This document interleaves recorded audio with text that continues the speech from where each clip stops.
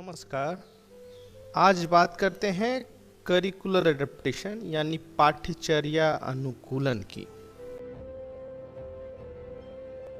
सामान्यतः पाठ्यचर्या अनुकूलन को लोग पाठ्यक्रम अनुकूलन के नाम से जानते हैं, किंतु मेरी राय में पाठ्यचर्या अनुकूलन कहना ज़्यादा सटीक होगा।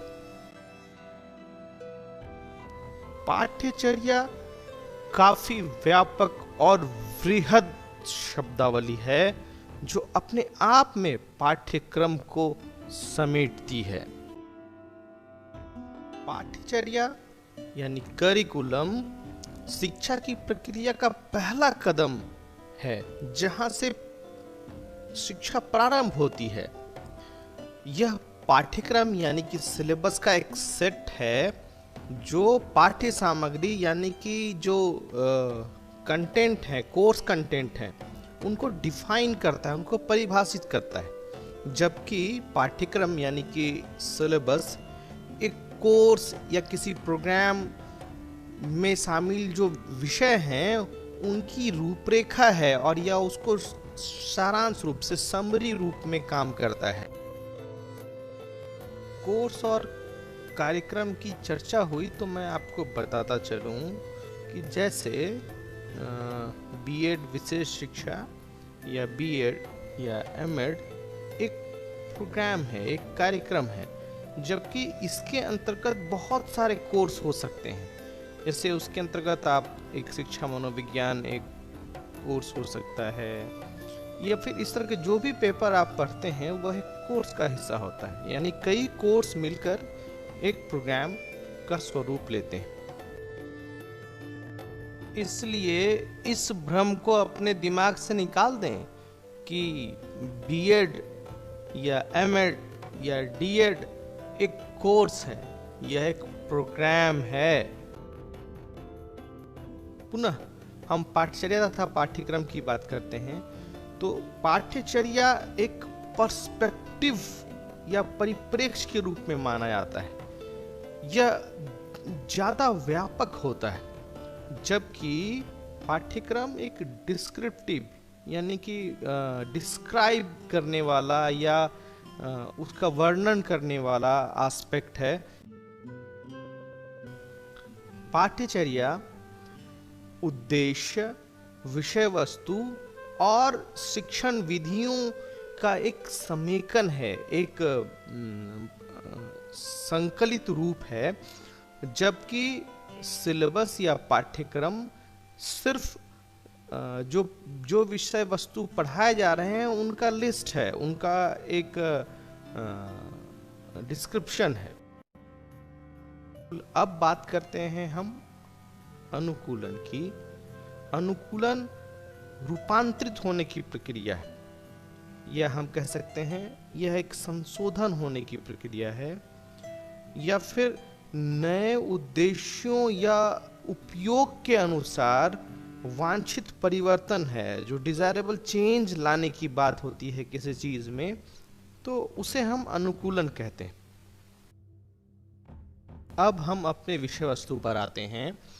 पाठ्यचर्या अनुकूलन यानी कि हमने जाना पाठ्यचर्या का तात्पर्य उद्देश्यों से है, पाठ्यचर्या का तात्पर्य विषय वस्तु से है, पाठ्यचर्या का तात्पर्य शिक्षण विधि या जो आकलन की विधियां हैं वो भी इसमें शामिल है। तो पाठ्यचर्या अनुकूलन किसी स्तर पर हो सकता है जो पाठ्यचर्या में किसी प्रकार के आवश्यकता अनुसार बदलाव लाया जाए। और बदलाव लाने की आवश्यकता क्यों है? जैसा कि आपको पता है कि जो विशेष आवश्यकता वाले बच्चे हैं या जो दिव्यांग बच्चे हैं, जो विकलांग बच्चे हैं, उनकी आवश्यकताएं थोड़ी अलग हो सकती हैं। यदि उनकी आवश्यकताएं अलग हो सकती हैं तो उनके लिए हमें विधियों में कुछ न कुछ आवश्यकता अनुसार सुधार, संशोधन, बदलाव ये लाया जा सकता है। आकलन विधियों में ही ऐसा किया जा सकता है। उनके विषय वस्तु से संबंधित कुछ सुधार हो सकते हैं, उनमें कुछ परिवर्तन हो सकता है, चेंजेस आ सकते हैं, और साथ ही अंत में कुछ उद्देश्यों की भी आवश्यकता अगर पड़े कि उनके लिए उद्देश्य बदले जाएं, तो उन उद्देश्यों को भी थोड़ा मॉडिफाई किया जा सकता है, और इसी को हम लोग पाठ्यचर्या अनुकूलन कहते हैं।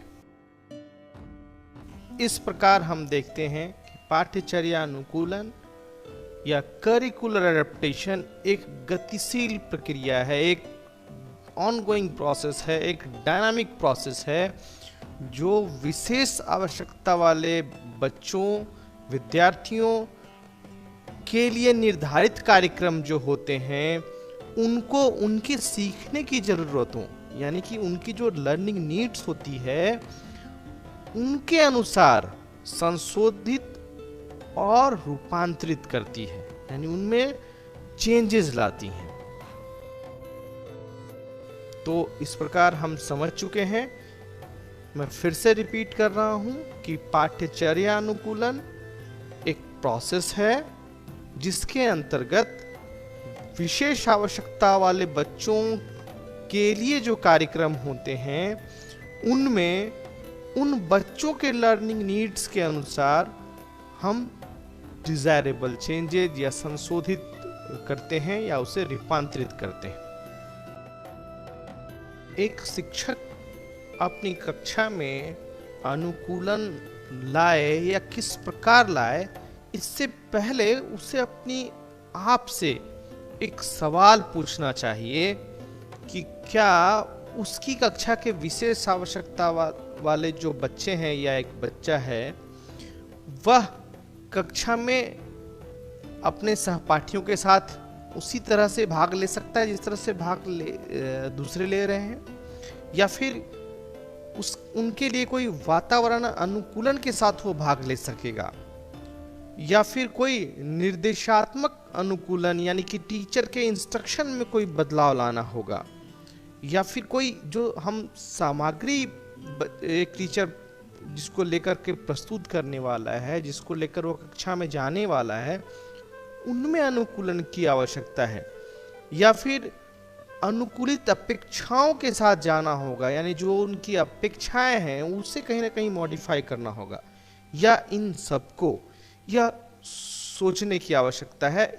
इस प्रश्न को यदि शिक्षक अपने आप से पूछते हैं तो वह इसके समाधान की ओर भी बढ़ते हैं।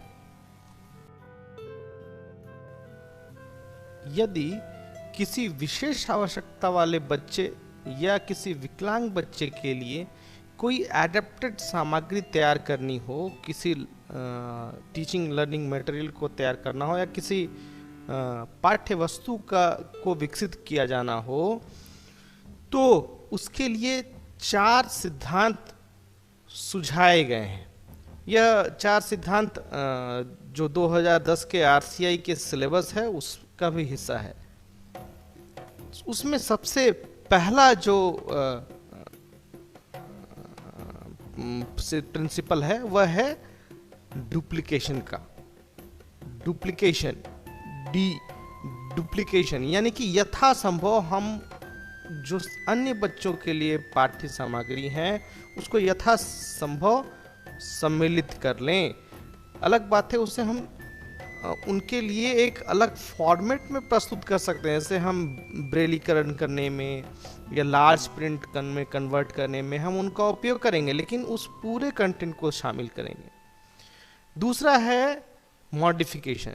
यदि हम पूरे बिंदुओं को, पूरे विषय वस्तु को नहीं ले पा रहे हैं तो हम उनका मॉडिफिकेशन कर सकते हैं, यानी कि हम थोड़ा उस विषय वस्तु को चेंज कर सकते हैं जो विशेष आवश्यकता वाले बच्चों के अकॉर्डिंग हो। तीसरा है सब्स्टिट्यूशन, कि हम उसको सब्स्टिट्यूट कर लें, यानी कि जो विषय वस्तु जो उनके लिए नहीं लग रहा है कि ये उनके लिए आवश्यकता को पूर्ति कर सकती है या ये कहीं ना कहीं ये बाधा बन रही है, तो हम उनको सब्स्टिट्यूट कर सकते हैं, यानी उसके बदले कोई दूसरा कोई विषय वस्तु शामिल कर सकते हैं। और अंत में है ओमिशन। यदि लग रहा है कि नहीं किसी प्रकार से ये संभव नहीं है अडेप्ट करना, तो हम उसे हटा भी सकते हैं। लेकिन ध्यान रखें कि यह जो क्रम में 4 बताए गए हैं, ये चारों को स्टेप भी माने, यानी कि सबसे पहले पहला वाला करना है डुप्लीकेशन, उसके बाद मॉडिफिकेशन, अगर मॉडिफिकेशन भी संभव ना हो तो सब्स्टिट्यूशन, सब्स्टिट्यूशन भी नहीं संभव जब हो तभी ओमिशन, और यह अंतिम और इसे मानिए कि नहीं ही किए जाने वाला एक स्टेप होना चाहिए। पाठ्यचर्या अनुकूलन के 2 एस्पेक्ट हैं, एक है एकोमोडेशन और दूसरा एस्पेक्ट है मॉडिफिकेशन। एकोमोडेशन से तात्पर्य है कि जब हम कोई बड़े बदलाव नहीं लाते हैं, कोई उनमें कोई ऐसा चेंज नहीं लाते हैं जिनसे उनका मूलभूत स्वरूप कोई बदलता हो। दूसरा एस्पेक्ट है मॉडिफिकेशन का। मॉडिफिकेशन जब हम कोई एक मौलिक चेंज लाते हैं, यानी कि यदि हम जो लर्निंग एक्सपेक्टेशन है, कुछ ऑब्जेक्टिव्स हैं या कुछ स्टैंडर्ड्स हैं, उनको बदल देते हैं या उससे कम कर देते हैं, और उसके हिसाब से अगर हम इंस्ट्रक्शन या असेसमेंट में कोई चेंज लाते हैं, तो इस तरह के बदलाव को मॉडिफिकेशन कहते हैं। इस प्रकार एकोमोडेशन तथा मॉडिफिकेशन को मिलाकर कुल 9 प्रकार के अनुकूलन के प्रकार सुझाए गए हैं जो अपनाए जा सकते हैं, जिससे विशेष आवश्यकता वाले बच्चे या जो डिसेबल्ड बच्चे हैं, विकलांग बच्चे हैं, उनके सीखने की क्रिया को समर्थित किया जा सके, उनको सपोर्ट दिया जा सके। इनमें जो प्रथम 7 हैं उसे माना जाता है कि वह एकोमोडेशन की एक विधि है, एकोमोडेशन का प्रिंसिपल है, जबकि लास्ट के 2 वैकल्पिक उद्देश्य और विकल्प पाठ्यचर्या, यह मॉडिफिकेशन कैटेगरी में आता है। आइए हम बारी बारी से एक को समझने का प्रयास करते हैं। इनपुट यानी अदा, यह अनुकूलन का वह भाग है जो बच्चे रिसीव करते हैं, जो इनपुट के रूप में प्राप्त करते हैं, वहाँ पर अनुकूलन या वहाँ पर रूपांतरण की बात करता है। जैसे बच्चे शिक्षकों के माध्यम से सीखते हैं, तो शिक्षकों के इंस्ट्रक्शन में कैसे बदलाव हो, किस प्रकार से व्यक्तिगत सहयोग हो सकता है। बच्चे पुस्तकों से पढ़ते हैं, तो पुस्तकों में कैसे बदलाव लाया जाए, यानी कि इसके एडाप्टेशन के उदाहरण हो सकते हैं कि हम जब टीचर पढ़ा रहे हों तो मल्टीमीडिया का प्रयोग करें, अपने सहयोग को किसी बच्चे के लिए या जो विशेष आवश्यकता वाले बच्चे हैं उनके लिए थोड़ा सहयोग बढ़ाए। जो पुस्तकें हैं, पुस्तकों की जगह वह टॉकिंग बुक्स का प्रयोग कर सकते हैं, ब्रेल बुक का प्रयोग कर सकते हैं, और इस तरह के जो भी बदलाव लाते हैं जो बच्चों के ग्रहण करने से संबंधित है, उन सबको इस श्रेणी में रखा जाता है। अगला है आउटपुट यानी प्रदा। इसका संबंध उन चीजों में रूपांतरण या बदलाव या अनुकूलन से है जो बच्चे रिस्पॉन्ड करते हैं, यानी कि हम किस प्रकार से अडेप्ट उनको करें कि जो वो रिस्पॉन्ड करना चाह रहे हैं, या क्लास में अपनी बात को बताना चाह रहे हैं, अपने असाइनमेंट रखना चाह रहे हैं, उनमें कैसे उचित रूपांतरण किया जा सके। जैसे उदाहरण के लिए कि हम मूल्यांकन जो लिखित होती है उसके बदले कोई मौखिक मूल्यांकन परीक्षा आयोजित की जा सकती है, जिसमें जो दृष्टिबाधित बच्चे हैं वह बेहतर रूप से रिस्पॉन्ड कर सकें। अगला तीसरा है समय, यानी कि जब हम किसी भी सीखने सिखाने में जो समय होता है उस समय को हम चेंज करें, उसमें कोई बदलाव लाएं। जैसे कोई आकलन करते हैं, उस आकलन प्रक्रिया के समय में कोई चेंज या मॉडिफिकेशन लाएं। हम किसी बच्चे को ज़्यादा समय देते हैं, उन्हें टाइम ज़्यादा दे दें। ऐसा जब भी कोई हम टाइम ज़्यादा या उसको मॉडिफाई करते हैं या टाइम के ड्यूरेशन को चेंज करते हैं, तो उस तरह के बदलाव या एडेप्टेशन इस श्रेणी में आते हैं। एक एग्जाम्पल लेते हैं। अगर किसी विद्यार्थी को हम रिस्पॉन्ड दे रहे हैं, कोई सवाल पूछ रहे हैं, उसके लिए अगर हमने किसी को बोला कि 10 सेकेंड में बताओ, तो उसके लिए हम उसे 20 सेकेंड का समय दे सकते हैं। कठिनाई का स्तर यानी डिफिकल्टी लेवल अगर हम देखें तो कई ऐसी चीज़ें होती हैं जहाँ पर जो शिक्षक हैं वो अपने सवाल पूछते हैं या समझा रहे होते हैं, तो उसमें उसका एक अपना डिफ़िकल्टी लेवल होता है। जैसे मान लीजिए एक जोड़ ही सिखाया जा रहा है, तो उसमें भी अपने लेवल्स होते हैं कि किस किस क्रम में शिक्षक आगे कठिनाई स्तर को ले जा सकते हैं। यह भी अडेप्ट किया जा सकता है। विशेष आवश्यकताओं वाले जो बच्चे हैं उनके लिए हम जो कठिनाई स्तर है उनमें जो आवश्यकता अनुसार अनुकूलन कर सकते हैं, ताकि जैसे सहायक उपकरणों का उपयोग कर सकें। जैसे अगर किसी सम को समझाना है मैथ में, तो वहाँ टेलर फ्रेम का भी उपयोग कर सकते हैं, या जो डिलीवरी मोड है उसको द्वारा हम उसमें चेंज, उसको ज़्यादा एक्सप्लेन करके हम वो सुधार ला सकते हैं। अगला है अनुसमर्थन की तीव्रता, यानी कि जो सपोर्ट टीचर देगा उसकी जो इंटेंसिटी होती है, उसका जो लेवल है, उसको कहीं ना कहीं हम अडैप्ट कर सकते हैं।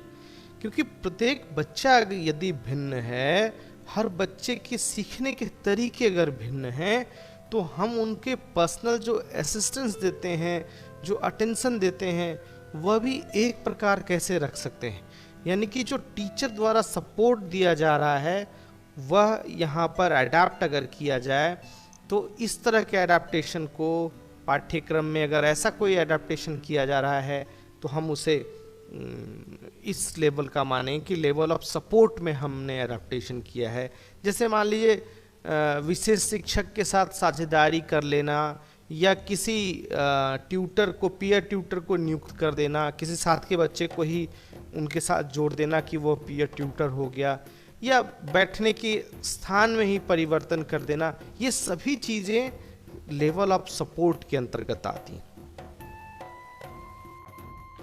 फिर है आकार। ये आकार विषय वस्तु या सीखने की जो कॉन्सेप्ट्स हैं उनसे संबंधित है। यानी कि यदि हम कोई चीज़ सीख रहे हैं, सीखने की एक संख्या है कि अगर हम कितने कॉन्सेप्ट ले रहे हैं, कितने बिंदु ले रहे हैं, कितने सम ले रहे हैं, इन चीज़ों को भी अडैप्ट किया जा सकता है कि कितने चीज़ों को वो कंसीडर किया जाए इनको सिखाने के लिए। जैसे कि मान लीजिए अगर आप एक बच्चे को गृह कार्य दे रहे हैं, तो यहाँ पर विशेष आवश्यकता वाले बच्चों को गृह कार्य कम किया जा सकता है। फिर है भागीदारी का स्तर, यानी कि जो बच्चे पार्टिसिपेट करते हैं उसके स्तर को कैसे बढ़ाया जाए। इसके लिए जरूरी है कि टीचर जो कंस्ट्रक्टिविज्म अप्रोच है उसको बेहतर रूप से समझे, और जो भिन्न भिन्न तरीके हैं बच्चों को इंगेज करने के, और जो यूडीएल का कॉन्सेप्ट है यहाँ लाना चाहिए, और उनकी भागीदारी को बढ़ाना चाहिए। जैसे कि सीखने सिखाने में अगर नाटक का इस्तेमाल हो जाए, किसी कला को समावेश कर दें, और इस तरह से हम उनका अटेंशन, इंगेजमेंट जोड़ सकते हैं। वो ज़्यादा पार्टिसिपेट करेंगे टीचिंग लर्निंग प्रोसेस में, तो वो स्वाभाविक रूप से ज़्यादा सीखेंगे। जो अंत के दो अनुकूलन के प्रकार हैं या जो प्रिंसिपल हैं, वह विशेषकर बड़े बदलाव की बात करते हैं, इसलिए इन्हें हम मॉडिफिकेशन एस्पेक्ट के अंतर्गत देखते हैं।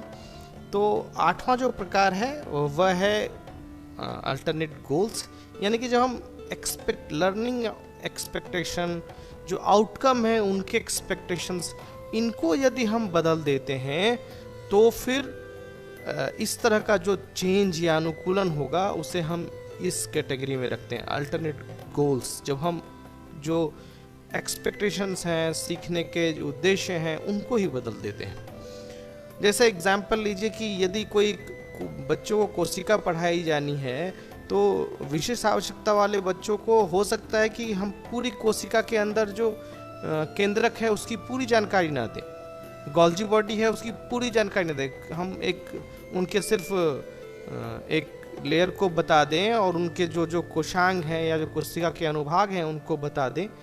तो यह इस तरह का अगर बदलाव किया जाता है तो इस कैटेगरी में ये आएगा। अंतिम है विकल्प पाठचर्या।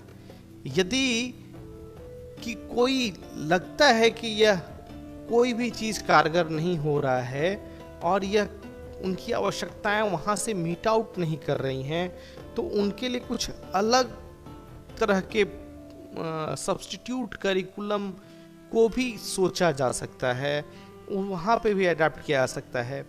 जैसे कहीं कहीं पर अलग पाठ्य पुस्तक की उपलब्धता कर देते हैं, तो ये भी एक अलग तरीका है एडेप्टेशन का। इस प्रकार हमने 9 तरह के अनुकूलन करने की विधि को, प्रिंसिपल को जाना है, लेकिन शिक्षकों के लिए केवल 7 ही जो ये प्रकार हैं वो खुले हैं, क्योंकि वो बाकी के 2 प्रकार इतनी आसान नहीं, जहाँ पे आप बच्चों के एक्सपेक्टेशन, ऑब्जेक्टिव या पाठ्यचर्या को बदल दें। तो मेरा सभी जो भावी शिक्षक हैं या शिक्षक हैं उनसे आग्रह है कि आप अपनी कक्षाओं में जो पहले के 7 तरीके हैं उनका पूरा प्रयोग करें, और जो विशेष आवश्यकता वाले बच्चे हैं उनकी पूरी मदद करें।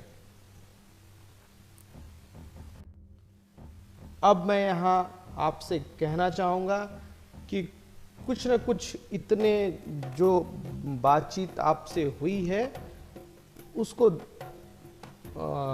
मनन करें। तो आपके सामने मैं कुछ प्रश्न रखता हूँ जिनको जाकर आप एक्सप्लोर करें। पहला कि पाठ्यचर्या अनुकूलन की आवश्यकता क्यों है। दूसरा कि पाठ्यचर्या अनुकूलन हम कहाँ कहाँ लागू कर सकते हैं। और तीसरा, पाठ्यचर्या अनुकूलन की जो आवश्यकता है उसको कैसे कम किया जा सकता है। मुझे पूरा विश्वास है कि आप इन तीनों प्रश्नों का उत्तर जरूर ढूंढेंगे। आशा करता हूं कि ये जो वीडियो आपने देखा है यह आपको इंफॉर्मेटिव लगा होगा और यह सूचना आपको कहीं ना कहीं लाभ दे। यदि ये वीडियो पसंद आया तो इसे लाइक करें, शेयर करें अपने दोस्तों के साथ और चैनल को सब्सक्राइब करें। फिर मिलते हैं किसी अगले वीडियो के साथ। तब तक के लिए धन्यवाद। जय हिंद।